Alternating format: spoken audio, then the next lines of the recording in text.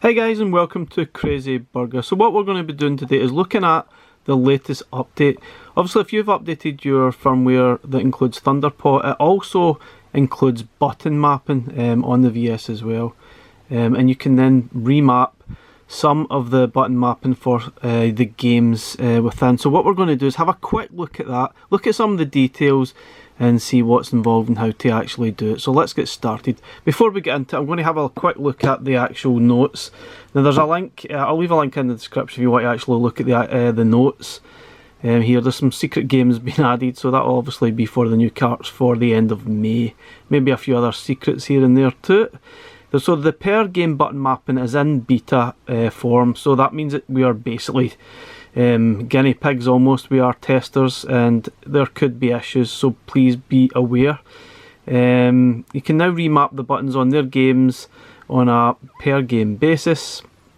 Yeah, basis. This function is still in beta. As more feedback in case scenarios are discovered, you go to the ellipsis menu and then edit the controls, which I'll go through in a little minute in this video.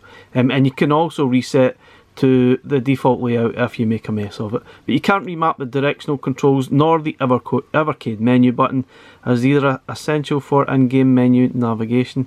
Just be aware here, there are known issues such as tape mode will carry remapping, so yeah, and not default to the bottom A and B controls in that mode. So yeah, maybe not wise to try and sort of change the button mapping to a tate game. Sorry, tate mode game. Yeah, help me. Remapping any 8-bit games using Nestopia and or the FC, the sort of Famicom, Nintendo NES emulators will disable the turbo mode X and Y buttons, so you might want to think twice about what you're doing there unless you don't use turbo. Custom mapping will save to the console and not the cartridge during the beta stage to limit any issues. Interesting. Custom mapping every time is not possible, as the game may not easily be remapped due to emulated controls. So there might be some games, especially like your C64 and television games, that might not allow you to remap the controls. I could probably think of a few that might sort of jump up, maybe, that use a lot of the controls, like some of the latest stuff on the C64 collection too. But yeah, just be wary of that. Anyway guys, let's have a quick look at how it's actually performing, how it works. But yeah, beware, there might be issues, hence the fact it's in beta form. Okay, so let's have a look. Let's even just jump to the Capcom games. That's probably a good place to start. And you can obviously go in here and remap. So let's pick an obvious one. Let's pick something. Maybe picking like the Mega Man games, for example. You might want to change the mapping to Mega Man. So I think the current is like A to fire the weapon, B to jump. Now I think for me, I'd rather have A to jump and B to fire, or X to fire, one of those two. So I'd rather have those two completely swapped.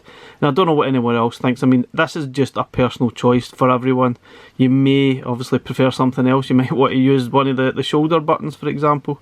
Anyway, let's go back out there. Let's go to the ellipsis here. So if you choose this, you can edit the controls. You can see it's in beta. Okay, so just press continue. So set button for fire weapon, so I want that to be B. Set button for B, jump, so I want that to be A. Set button for start open menu, yeah, that's just going to leave that as it is. Select for pause, I guess you can change this if you want. So that's me, change the mapping complete. You can just press the A button to save and apply, or discard. And that's it, so now we have that. So I guess if you go back in, you've now got the option, you can reset the controls to default, or you can go in and edit controls. So there might be some issues, but that's basically it guys in a nutshell. And you can then play the games as you would like to, with the right buttons, I guess. So let's have a quick jump into Mega Man. Sounds quite low. So now the buttons are hopefully mapped correctly to A and B. So yeah, my A button jumps, which I prefer. I didn't really like B button to jump. Yeah, that feels much better. I'll still be crap at this, but yeah. A to jump, B to fire. Yeah, that's how it should be, guys. Come on. I guess everyone's going to be different. But anyway, guys, that's it. That's just a quick look at the button mapping. Hopefully it works for you. If you have any issues, obviously you need to contact Blaze. There is a link in the sort of mapping part there where you can log some errors that you find. Anyway, thank you very much for watching. Catch you in the next one. No.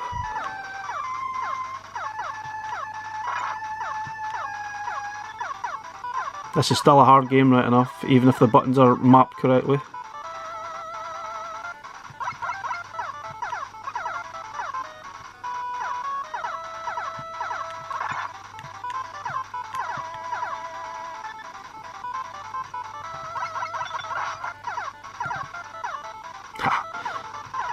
Cool stuff, but hard as nails.